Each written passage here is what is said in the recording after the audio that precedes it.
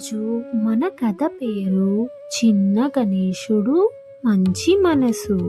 పిల్లలు, స్టార్ట్ చేద్దామా? ఇక ఒక అందమైన ఉదయం.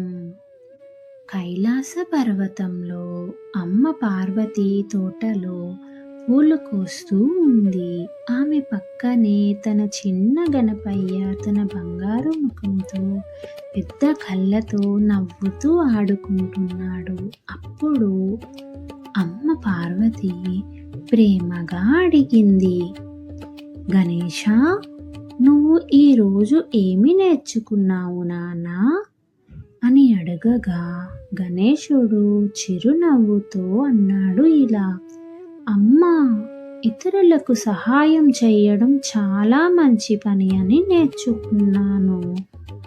అవును నానా, అది ఎంతో మంచి పని అని చెప్పగా అప్పుడే అక్కడికి ఒక చిన్న పిల్లవాడు వచ్చాడు.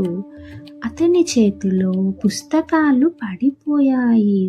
అది చూసిన గణేశుడు వెంటనే పరిగెత్తి పుస్తకాలు తీసి ఆ పిల్లవాడికి ఇచ్చాడు. ఏడవకు, నేను నీకు సహాయం చేస్తాను, నీకు నేను స్నేహితుణ్ణి అనుకో అన్నాడు.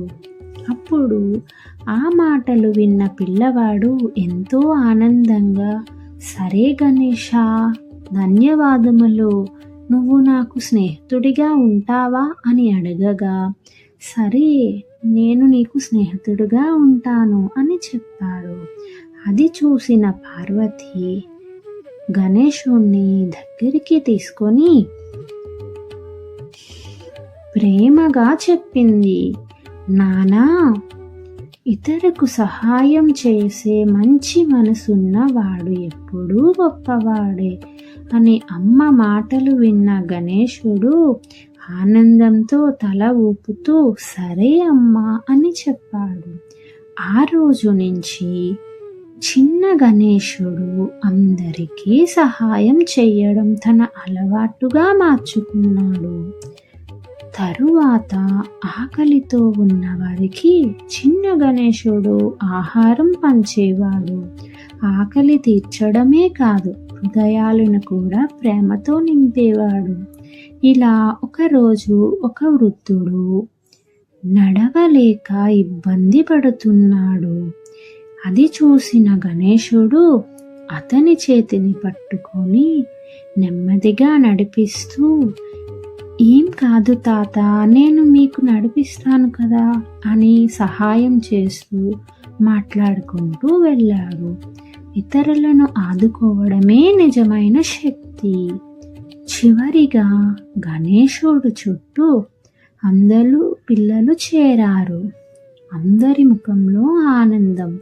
గణేశ, నువ్వు మాకు స్నేహితుడిగా ఉండవా అని అడగగా, సరే, మనమందరం ఈరోజు నుంచి స్నేహితులం, మనమందరం కలిసి ఎప్పుడూ మంచి పనులే చేయాలి, ఇతరులకి సహాయం కూడా చేయాలి, సరేనా అని చెప్పగా, సరే గణేశ అని అందరితో చేతులు కలిపి అందరూ నవ్వుకుంటూ ఆడుకుంటూ ఉన్నారు. ఆకలితో ఉన్నవారికి ఆహారం, బాధలో ఉన్నవారికి ఓదార్పు, చిన్నవారికి ప్రేమ. ఇతరులకు సహాయం చేయడం దేవుణ్ణి పూజించినంత గొప్ప పని. మంచి మనసే నిజమైన భక్తి. ఈ కథ గనక మీకు నచ్చినట్టయితే ప్లీజ్ మన ఛానల్ని లైక్ చేయండి, షేర్ చేయండి, సబ్స్క్రైబ్ చేసుకోండి.